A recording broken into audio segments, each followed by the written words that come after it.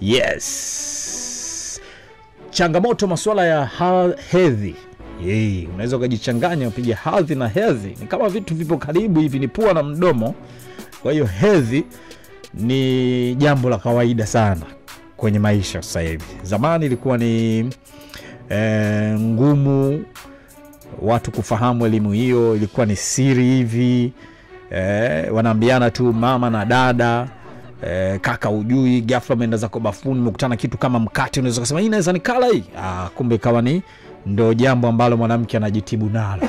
Sasa tunao vijana hapa, wao wanadili na mambo hayo. Mmoja ni muuguzi, mwingine yeye anatoa hiyo huduma ya au pedi za au pedi za vitambaa. Pedi, yes.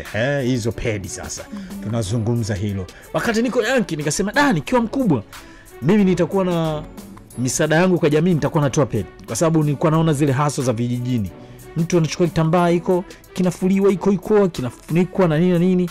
Alafu kuna zingine ambazo zinanunuliwa, hizo ndo nzuri za kununuliwa. Zinauzwaje? Buku sijui. Lakini sasa buku mtu hana. Kwa hiyo kunakuwa na changamoto kusema kweli.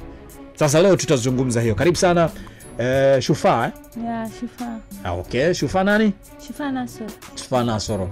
Na Ustazi Abdul Lutungu. Yeye anatoa hizo parts ama pets, si ndio? Na pads anatoa Shufa Nasoro. Mimi natoa kifaa kinaitwa P-Pain kwa sababu ya kutuliza maumivu ya periods. Kwa hiyo kuna kifaa cha kutolea cha kupunguza maumivu ya period, okay. Bana. Mwanamke anakuwa kwenye hali gani akiwa kwenye wanasema siku zake? Hizo ndio siku za wanawake. Sasa hizo siku mwanamke anakuwa kwenye hali gani kwa kama muuguzi? Mimi ni muuguzi, lakini pia kwa namna nyingine najulikana kama Madam Hedhi Salama.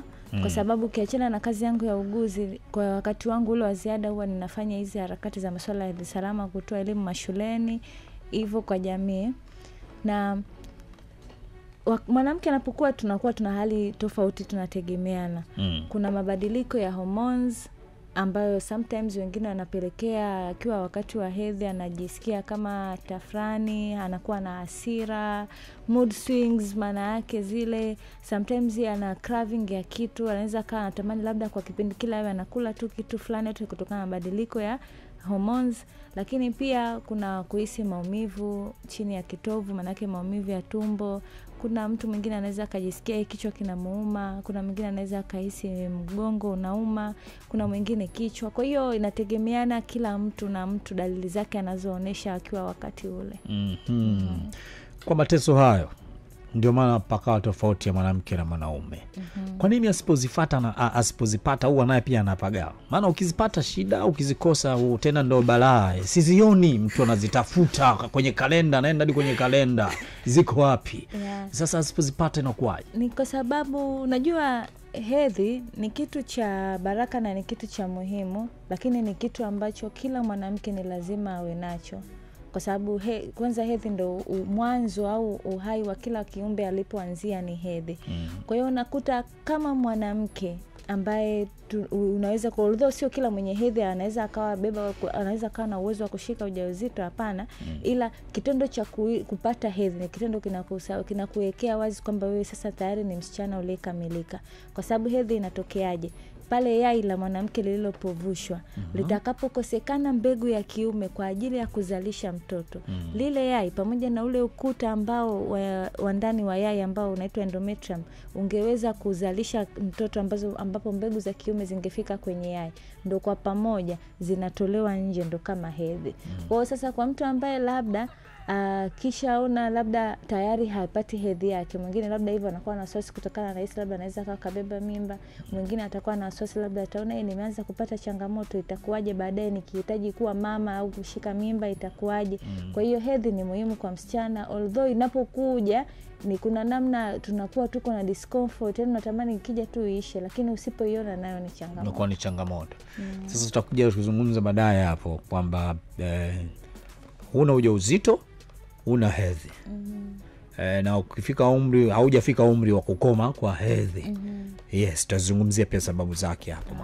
Mwamba, ni kitu gani kimesababisha ukasema hapana, mimi inabidi nianzishe ama nitoe hizi vifaa vinavyopunguza maumivu kwa mwanamke ambaye yuko kwenye health? Inspiration ilianza zamani, lakini mawazo nimepata hivi karibuni.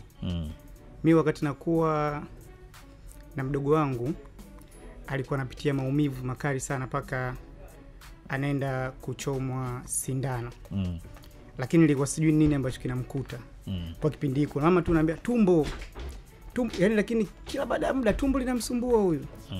Lakini baada ya kukua na kuanza kuingia kwenye hizi harakati za mambo ya hedhi, nikagundua kuna changamoto ya maumivu ambayo haipewi kipaumbele katika familia zetu. Inaonekana kama ni jambo la kawaida, yani si hedhi hiyo, maumivu ya hedhi kawaida. Nikaona we need solution katika hii kitu. Kama ilimtokea mdogo wangu na ikawa msumbua kwa miaka mingi, manake kuna wanawake wengi ambao wanasumbuka na hii kitu. Kwa hiyo nikawaza nini inaweza ikawa solution, hata kama sio kwa 100%, at least hata 70%.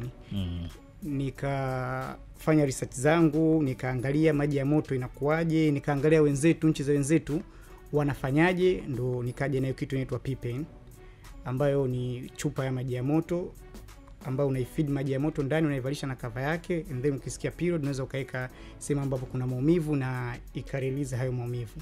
Kwa hiyo kabla kifaa mwanamke alikuwa anaweka maji ya moto kinamna fulani, labda kuweka hata kikombe hivi na nini. Mwingine walikuwa wanaweka hata kwenye chupa hizi za maji. Nishashuhudia rafiki zangu na wanawake wanachukua chupa ya maji, anatia maji ya moto afu anakuwa anaweka. Yaani rafiki yako kabisa umemchungulia akiweka chupa ya maji, ni rafiki yako ama rafiki yako zaidi? So rafiki yangu zaidi, rafiki yangu alikuwa anakupa hizo story. Hizo story, na huyo rafiki yangu na rafiki yake, yani hivyo ni WhatsApp. Yani kwa period tu anakuambia anachukua chupa ya maji, naweka moto, naweka maji ya moto, inakata. Inasaidia.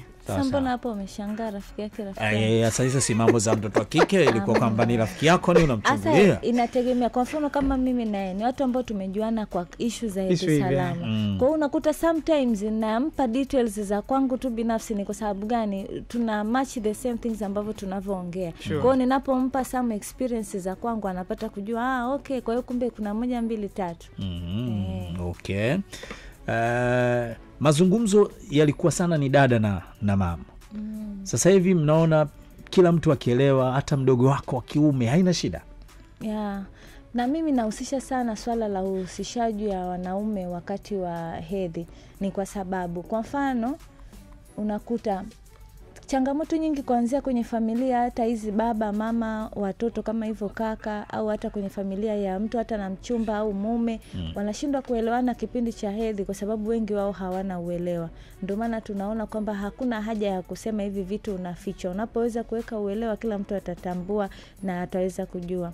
Kwa mfano kama hivyo, unaweza labda wewe watoto wanapewa elimu mashuleni, unatakiwa usafi, kuzingatia usafi wakati wa hedhi. Na moja ya kuzingatia usafi wakati wa hedhi, ubadilishe labda pedi yako kila baada ya masaa 4 mpaka 6.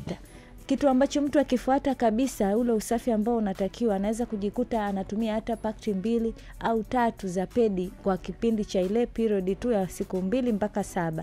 Lakini sasa kwa wakati huo, kama baba hana uelewa huo, leo umemwomba hela ya pedi labda, au akanunua, labda kuna wazazi wengine wana tabia kuwanunulia watoto wao boksi lile, likiisha ndani labda miezi 3 mingapi anakuja, kwa hiyo mimi nanunua nini, mnatumia tu ovyo ovyo. Kwa sababu gani? Haelewi. Lakini mzazi anapoelewa kwamba kumbe inatakiwa kunafuata 1 2 3, inamsaidia. Ila pia kuna issue kama hizo za hizo mood swings. Kuna mwingine anatokea tu, anakuwa tu na hasira, anaweza akakujibu vyovyote, sijui nini kutokana na nini. Hasa kama mtu hajaelewa kwamba hawa ni wanawake tu, kuna kipindi wanakuwa na mambo yao, ndio unaweza kujikuta ndani ugomvi, watu hamuelewani, ni kwa sababu yule mtu anashindwa kukuelewa. Lakini kwa mngejua letu hicho kipindi tunavyopitia, ni inaweza kusaidia mtu hata mambo mengine yanaepushana kwenye familia. Mwanamke ambaye anakosa hizo vile vitambaa, kuna kuwa na kudhalilika kwa kiasi gani? Na hiyo ni miongoni mwa changamoto kubwa sana. Although kwa hapa mjini mjini hapa kidogo afadhali, sio rahisi sana ukamkuta mtu kabisa anakosa pedi, lakini kwa huko kwingine kupo. kwa sababu kama msichana ni lazima upate kitu cha kujisafishia, upate kitu cha kujistiri kama hivyo pedi, na upate kujistiri yani kwa kunini, ili kuwezesha sasa kufikia ile swala la hedhi salama. Manake kuna hedhi na hedhi salama. Uweze kabisa kufikia ndo kama hivyo uwe na pedi ambao unaweza kubadilisha kwa wakati maalum. Kwa sasa unakuta changamoto wengi wao wanashindwa kuafford. Wanashindwa kuafford, hiyo ni kutokana labda watu ugumu wa maisha, mazingira walokuwa nayo, wengine accessibility ile ya kupata hivyo vitu hakuna. Kwa mfano kama kuna activists wengi ambao wanafanya hizo nini, lakini wengi hawafiki zile sehemu za ndani labda sometimes kutokana na uwezo kifedha au nini. Wengi tunaishia tumeenda mbali Bagamoyo, sijui wapi, lakini kuna watu ambao tungetamani tuwafikie huko wako ndani. Kwa mfano kama siku hizi kuna hizi program ambazo sisi tulishawahi kufanya. Kuna taasisi pia Afya Plus wanafanya huo mradi ambao mnapeleka charahani, mnapeleka hivyo vitambaa pamoja na hizo pamba nini, na wataalamu wanaelekezwa, labda watu wanakuwa kuna wataalamu pale wanatengeneza hizo pads za kufua. Kwa natamani hivi vitu visingekuwa, kwa mfano kwa sisi tulipofanya upande wa Zanzibar mwaka 2022 mpaka mwaka 2023 tulienda shule ambazo ndo kwa kule tunaita shamba, kwa sababu wa mjini wengi wanaweza kuafford. Kwa natamani hata kwa huku tungewafikia wale wa vijijini ili kuweza kuwasaidia zaidi kuliko hapa wa mjini, kwa sababu kule ndo wanaweza wakafikia hizo nini. Sawa. Brother, vifaa vyako vimesaidia sana? Vinasaidia sana. Hata Madam Hedhi Salama hapa pia anaweza kusema, sababu pia naye anavitumia. Yeah. Okay. Ipo changamoto ya kulia sana, hususan hao tunaiweka kwenye kundi hila kusema ni biashara, japo naweza kaa kihuduma zaidi. Kodi na nini, unasema vifaa kuingia bado ni shida ama ni sawa tu sasa hivi? Na unaagiza kutoka nje? Naagiza kutoka nje. Vifaa kuingia ni shida kwa sababu bado hawajaweka ikawa kama vifaa tiba. Manake wakiweka kama vifaa tiba inakuwa kuna unafuu wa kodi. Yaani ikawa kama zinaingizwa dawa, pills, manake kodi inakuwa ile tunafutiwa. Lakini hivyo vitu bado kama pedi na hivyo vitu ambavyo vinaingiza pipen, kwa sababu kwa Tanzania sasa hizi kitu ambacho hicho tunakifanya na ndugu yangu hapa kuingiza hizo pipen ni kitu kipya. Yaani tofauti. Kwa hiyo havijasambaa sana hizo nini? Havijasambaa sana. Bado watu uelewa mdogo, ndo tupo tunatoa hiyo awareness inatumikaje, faida zake nini. Na madam hapa kwa sababu yeye ni professional kabisa, anajua maumivu kwa nini maumivu yanatokea. Na kuna maumivu ya kawaida na kuna maumivu ambayo sasa yanaenda hospitali sasa hizi. Shazidi, usichukulie poa. Kwa hiyo ndo maana niko na madam, tunafanya kwa pamoja as a team. Sawa. Kila tarehe 28 Mei inakuwa ni siku ya pedi. Ya hedhi duniani. Kwa mnakusanyika na nini, mnatoa elimu na nini fresh. Sana. Kwa mfano mwaka huu kupitia taasisi yetu ya Arise Tanzania tumepremiere short films ambayo inaitwa Siku Zangu. Okay. Kwenye short film itakuwa inahusu men involvement kwenye haya mambo. Mtoto anaishi na baba yake peke yake, anapata hedhi, anamwambiaje baba yake. So tutatoa information itapatikana wapi kwa filamu yote tukifuatilia, au tutakuwa tunafanya screening sehemu gani na sehemu gani. Watu watahudhuria, watakuja, wataangalia, watajifunza. Kama mtoto wa kiume pia anahitajika kujua haya mambo, kwa sababu hakuna mwanamke bila mwanaume. So inabidi dada zetu tuwaangalie, tuwajali. Pia inapunguza unyanyapaa. Kwa mfano kuna misemo mitaani, before mimi sijaingia kwenye hizi harakati, Simba anavuja, Simba anacheza, sio anavuja, Man U anacheza. Man U anacheza. Sasa vitu kama hivyo. Na unajua ndio maana timu yenyewe Man U imehusishwa na hizo mambo, matokeo yake ndio maana amekuwa sio mazuri. Hapana, matokeo yake ilibidi yawe mazuri sababu hiyo kitu ni mwanzo wa uumbaji. Kwa hiyo ilibidi matokeo yawe mazuri. Sasa sijui imekuaje, kwa sababu hiyo kitu ndio tumetokea. Yani kwa hiyo ukianza kudharau ambapo kimekufanya utokee, maana yake unakuwa haupo sawa sawa. Lakini sababu kubwa ni elimu. Watu hawana elimu. So elimu inabidi iwe hali ya juu kwamba hedhi ni jambo la kawaida. Mwanaume unaweza ukamsaidia binti, ukimkuta anavuja, ukimkuta kaingia kwenye hedhi shuleni, ukamnunulia pads, ukamfunika labda na sweater. Yani wewe ukamkea mtoto wa kike. inapunguza ule unyanyapaa na mwanamke kujifeel kwamba yeye sio hajakamilika.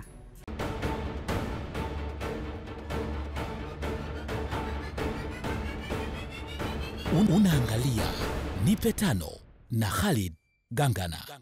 Wewe uliwahi kusikia story hizo wakati unaanza kukua pale home na nini, ukasikia dadako yupo kwenye hivi ama ukashtukia ulijuaje?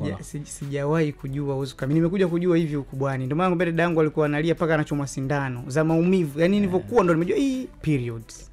Kwa hiyo dada alikuwa na akilia vile unajua anauma nini? Tumbo, afu ananiambia tumbo tu la kawaida. Lakini sasa mbona tumbo kila siku? Yaani ile tumbo ni kila mwezi unakutana tumbo lile la kumgalagaza. Kwa kitendo hiko unaona mwanamke ni kiumbe fulani wa kuheshimika sana, very unique kwa sababu yeye kapewa power ya kuumba. Ni power moja ambayo sio ya kawaida.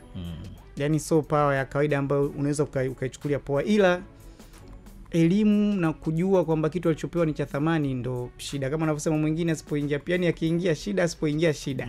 Lakini hiyo kitu hedhi ndo mwanzo wa uumbaji wa mwanadamu. Sawa. Tukipiga story sasa kama washikaji mimi na wewe, Shufaa yupo hapa na hala tusikilizwe. Dem ndo anakuambia nipo kwenye siku zangu, wewe unachukuliaje? Kwa saizi nachukulia safi, manake ana afya, yuko sawa sawa. Manake akiniambia yupo kwenye siku zangu naona kuna shida. Ndo amekuja ghetto yani. Pap yani from there na ninakuja ghetto na hii papa amekuja. Alafu sasa mwanangu analeta hizo pigo, inakuaje? Kwamba yupo. Naenda kumnunulia pads, nampa V5 vya pipe na mteke. Au mind. Siwezi kumind. Kwa size kumind, yani kwa level ambayo nimefikia. Sasa kuna ile kwamba umekuja kufuata nini? Na unajua kabisa sijui ni Simba anacheza.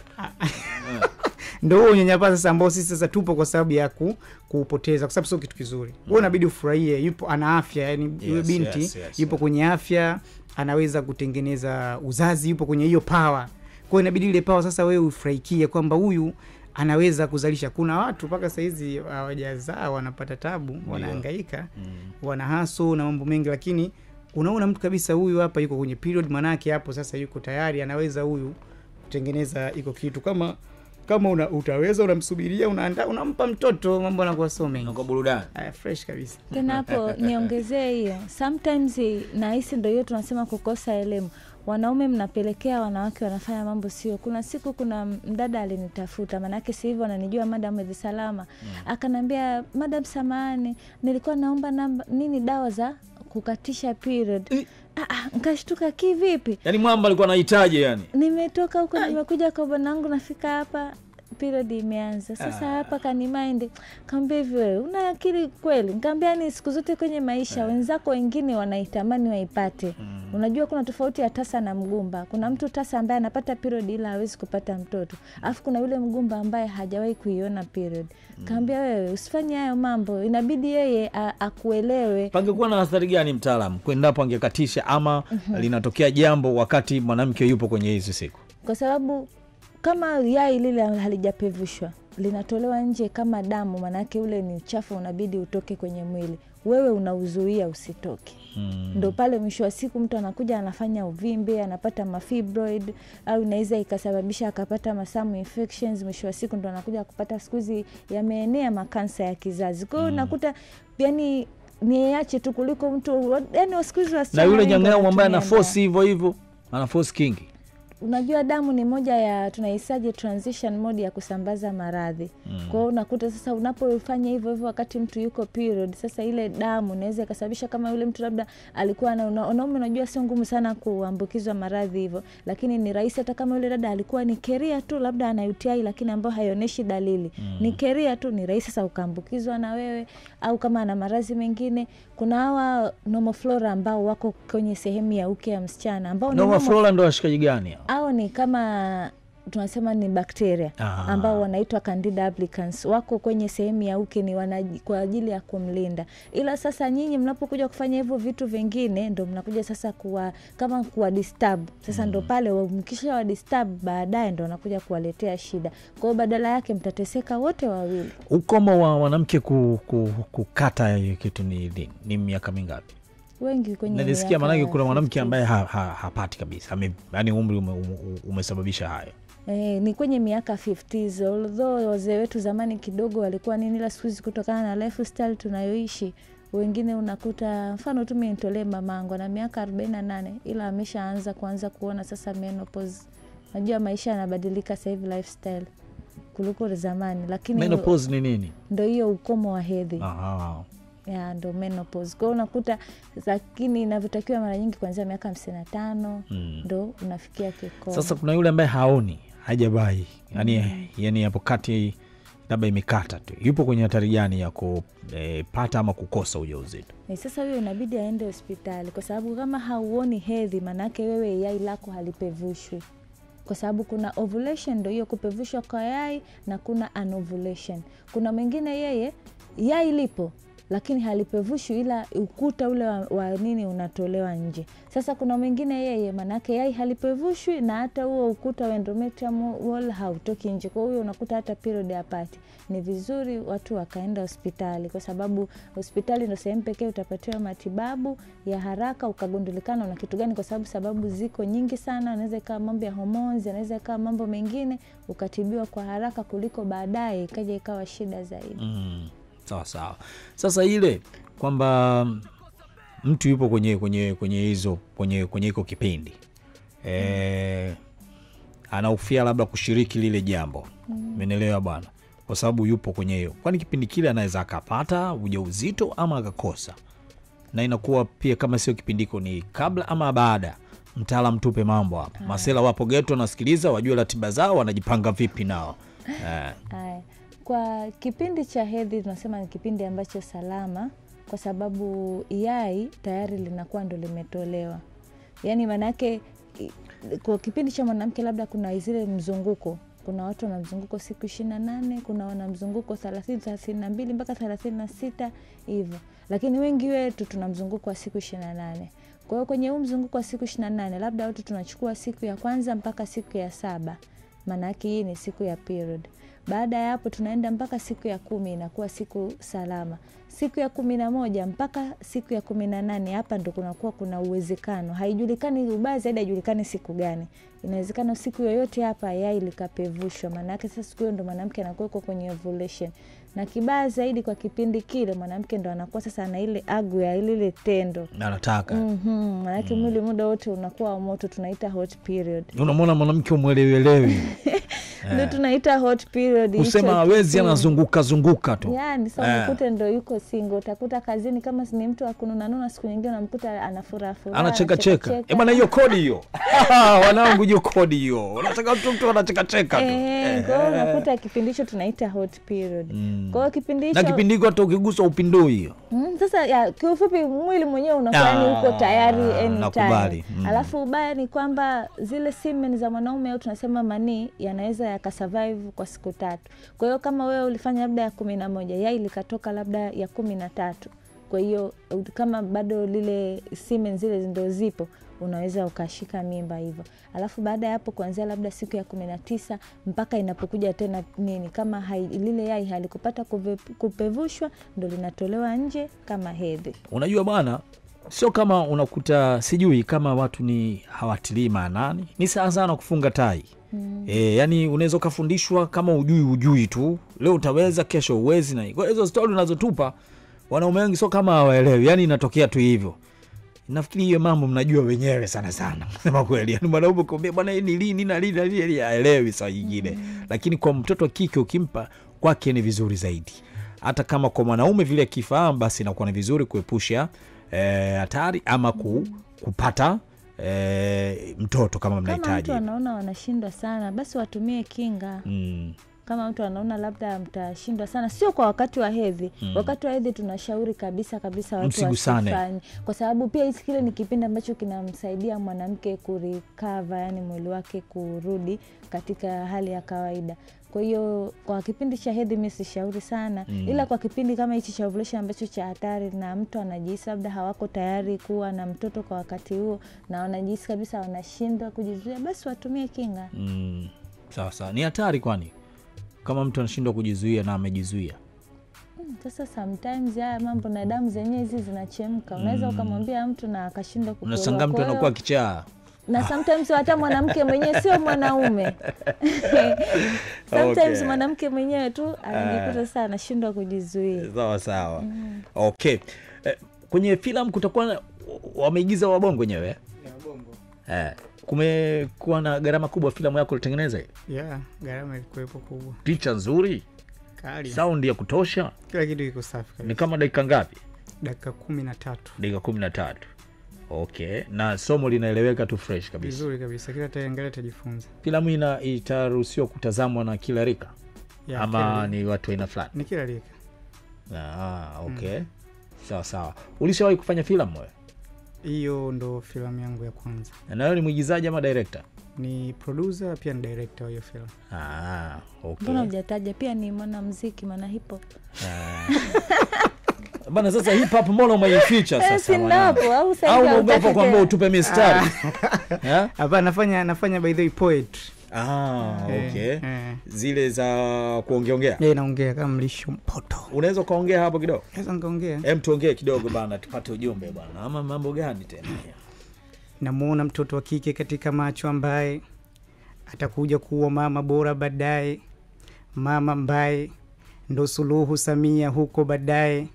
Ama Tulia Aksoni bungeni akae. Tusimpe vipingamizi kwenye ndoto kubwa. Hata akitaka kupaa pae, aje kuwa rubani baadaye. Tuheshimu ndoto zake walai, tuwape haki sawa ya elimu, na ndoa za utotoni zikomeshwe. Jamii walinde viumbe adhimu, ili tupate generation yenye nidhamu. Nakubali. Lutungu. Tuko naye hapa. Yeye anagusa watoto wa kike kwa kuwa na vifaa maalum kupunguza maumivu wakiwa kwenye siku zao zile ama kipindi kile cha hedhi. Sasa mtaalamu Shufaa ulisema kuna hedhi na kuna hedhi salama. Nini hapo? Hedhi ni hali ambayo kila msichana anakuwa nayo, kwamba anapata hedhi kwa kila wakati wake unapofika. Ila hedhi salama ni ile hali sasa msichana anapata hedhi yake kwa wakati maalum, maana yake mzunguko wake. Sio yule leo ana mzunguko siku 28, kesho 35, kesho kutwa 42, miezi miwili hapati. Hiyo hatuiti hedhi salama. Ila anakuwa na sehemu safi na salama ya kujisafishia.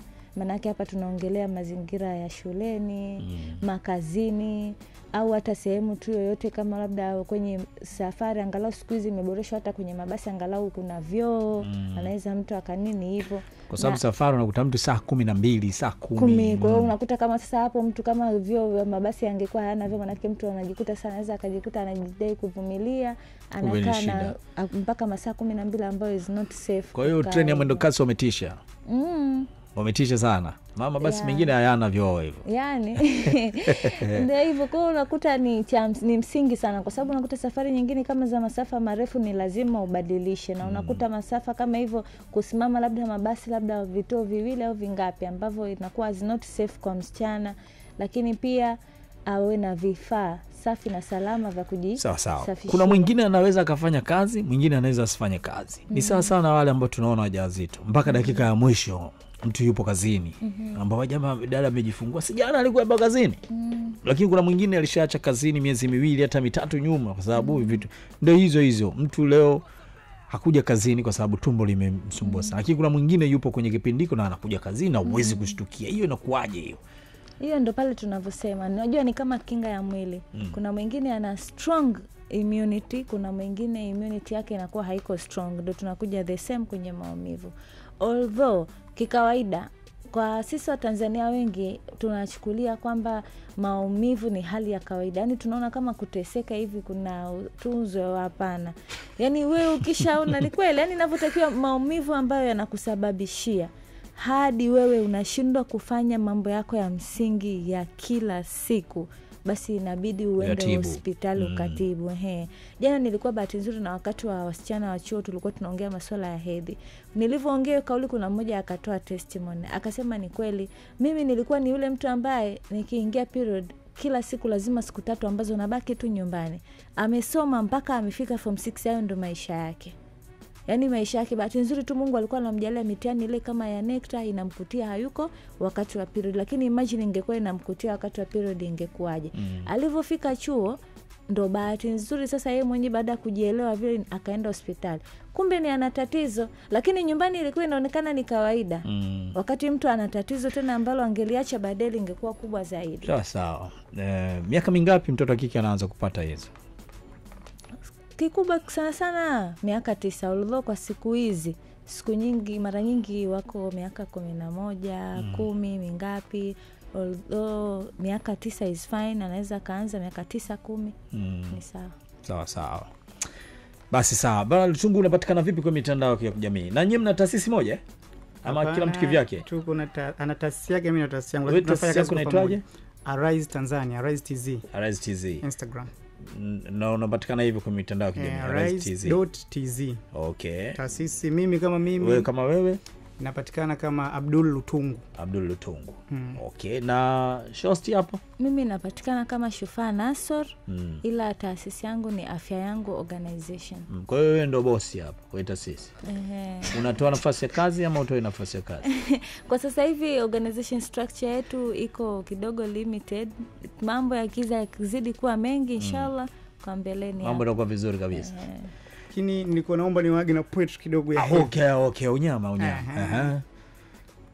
Nawaza ndoto ambayo sijawahi kuota nikiwa kwa mattress. Nipo macho vipi na ota na ndoto inanipa stress. Na hii ni case sio nyepesi. Watoto wanamisi shule eti kisa hedhi kwa kukosa mahitaji muhimu kama pedi. Haki ya elimu wanaipataje eti, na afya ndo kitu wanahitaji festi. Hedhi imekuwa kitu kigumu kuongeleka, wakati ndo mwanzo wa uumbaji wa mwanadamu inaeleweka. Pengine kuwe na somo rasmi la hedhi, maarifa kuyafikisha, kwa kujua hedhi sio laana na ni sehemu ya maisha. Aibu tuweke pembeni tena, na hedhi iongeleke vyema, wa kiume kwa wa kike wanene mema juu ya umuhimu wa hedhi na usafi tena. Kama tunaweza kutoa kondom bure na pedi pia sisitolewe bure, ili mtoto abaki shule, ili kichwani asiwe bure. Mazingira pia shule, changing rooms ziwe mule na maji asikose shule. Bwana tumemaliza bro. Nakubali sana. Sasa wewe una kipaji gani kingine? Basi hata ulie basi hapa. Shukrani. Asante.